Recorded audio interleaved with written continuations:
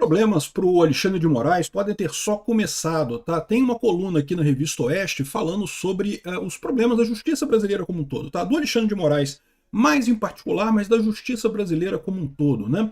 A justiça brasileira entrou numa caçada contra a direita no Brasil, tomando uma série de medidas antidemocráticas para expulsar a direita, proibir a direita no Brasil, para prender Bolsonaro a qualquer custo e qualquer pessoa que apoiasse Bolsonaro, achando que isso ia sair incólume, que isso não ia ter nenhuma reação de lugar nenhum no mundo, né?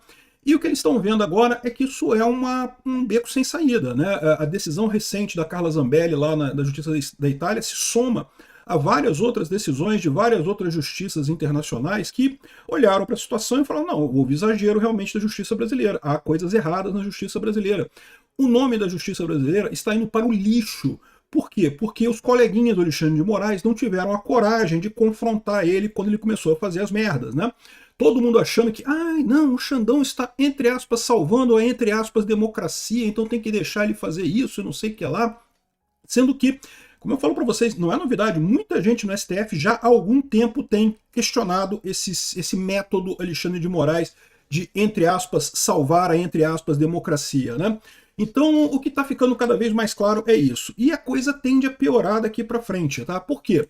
O pessoal está trazendo aqui que esse processo dos Estados Unidos contra o Alexandre de Moraes é um processo extremamente grave, porque, veja, pode parecer uma besteirinha, ah não, é porque o Alexandre de Moraes está sendo acusado de censurar alguns perfis nos Estados Unidos e estão pedindo indenização. Pode parecer uma besteirinha qualquer, mas no final das contas isso questiona a própria justiça brasileira.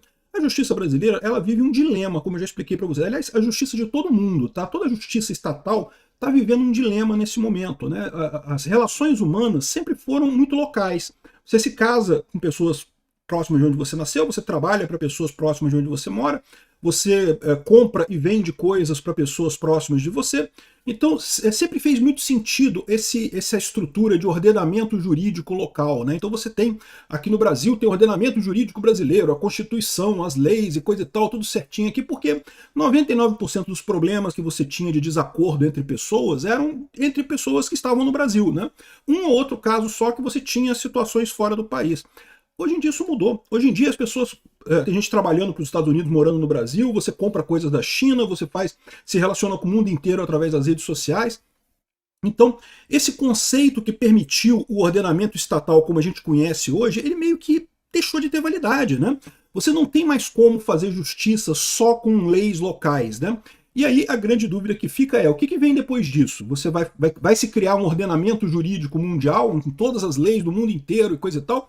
Ou você vai partir para o modelo libertário, que é parecido com o direito internacional, que é você ter um mínimo ético, né, garantido entre todos os lugares do mundo, que é o princípio da não agressão, ou como no direito internacional eles chamam os direitos humanos básicos, né? E a partir daí você faz só acordos e tratados e contratos entre as pessoas que valem, né? Então esse dilema existe, isso está enfraquecendo a justiça. Isso, inclusive, é o que levou o STF a entrar nessa armadilha. Porque, como eu falei para vocês, o Alexandre de Moraes ele já vinha fazendo coisa que os outros ministros achavam estranho.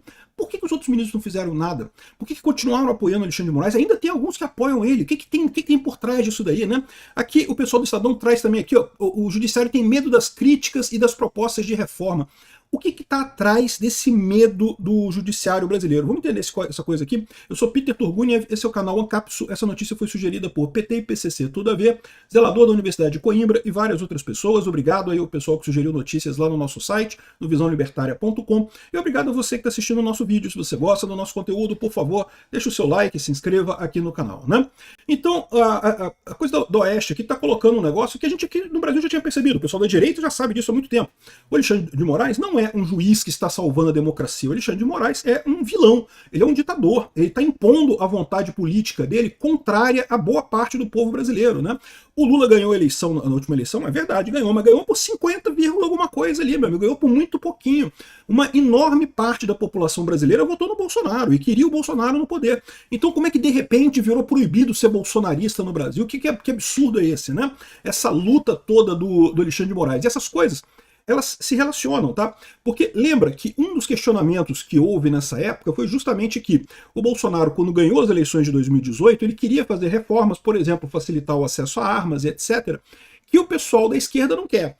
E daí o STF tomou as dores para si. Embora não exista nada na Constituição brasileira que proíba ter armas, que garanta que não tem direito de ter armas e coisa e tal, o pessoal caçou algumas coisas lá, a tal da hermenêutica pentadimensional tirada do cu do pessoal do STF, para justificar a proibição de ter armas, né? Ou manter algumas limitações ao armamento da população, embora esse seja o desejo da população brasileira. E aí começou a ter um questionamento em cima do STF. Isso desencadeou esse problema. Por quê?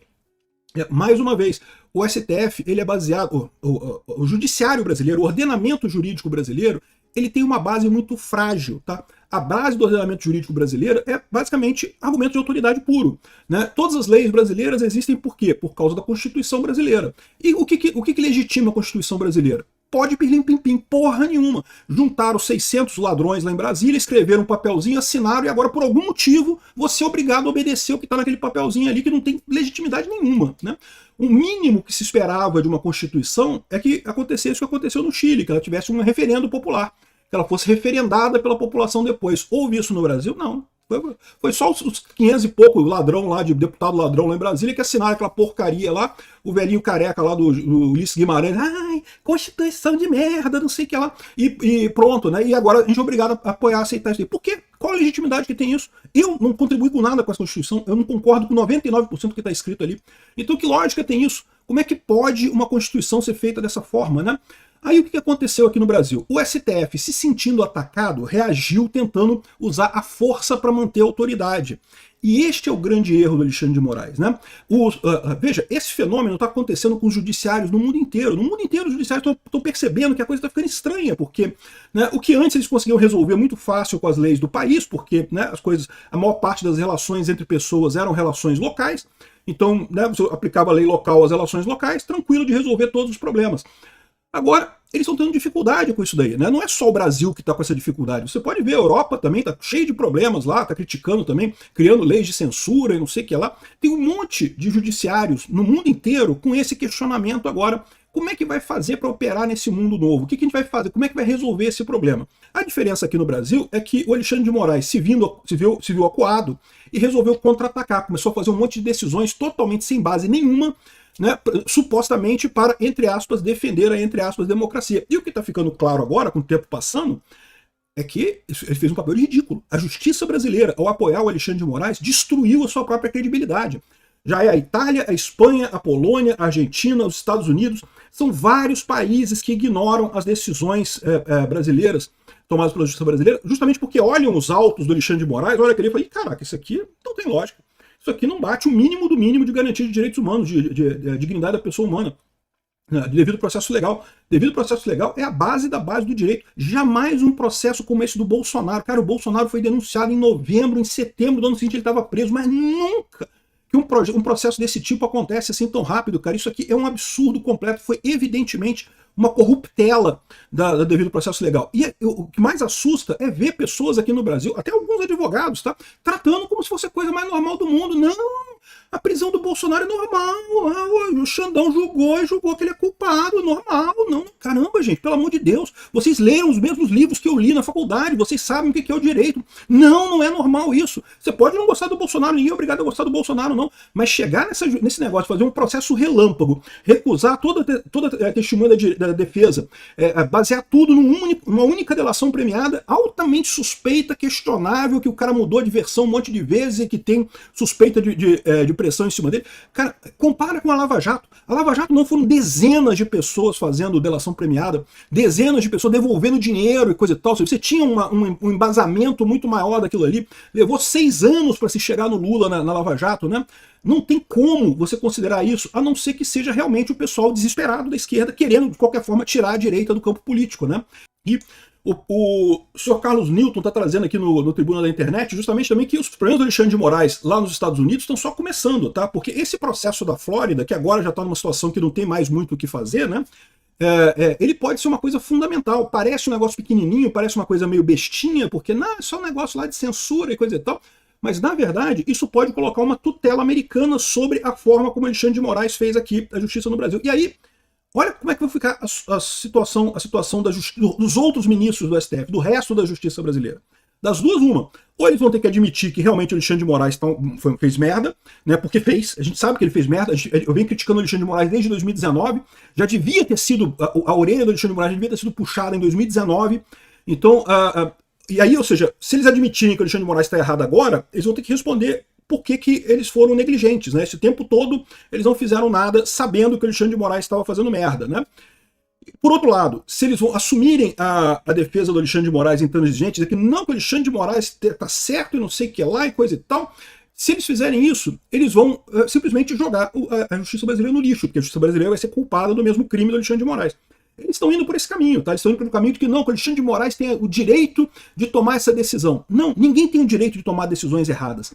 Isso está na essência do problema, tá? Que é a essência. Isso, olha só, eu tô falando isso só com esse processo lá da Flórida. Porque tem mais coisa por aí, tá? A gente sabe que não está descartado uma volta da Magnitsky para o Alexandre de Moraes, e eventualmente com essa classificação do PCC e do Comando Vermelho como organizações terroristas, não se sabe quais outras cartas na manga os Estados Unidos têm contra o Alexandre de Moraes, porque a gente sabe que é possível que tenha muitas cartas na manga. Haja visto o Zapatero lá da Espanha, olha o que está passando o Zapatero na Espanha, olha o que está acontecendo com Cuba, olha o que aconteceu na Venezuela. O pessoal lá tem outras cartas na manga, tá? Tem um monte de delação lá de membros do Foro de São Paulo lá, sabe-se lá até onde vai esse negócio, tá? Mas isso, lógico, é especulação, a gente não sabe se vai ter alguma coisa, se vai ter Magnitsky para o Alexandre de Moraes, se vai ter alguma outra coisa.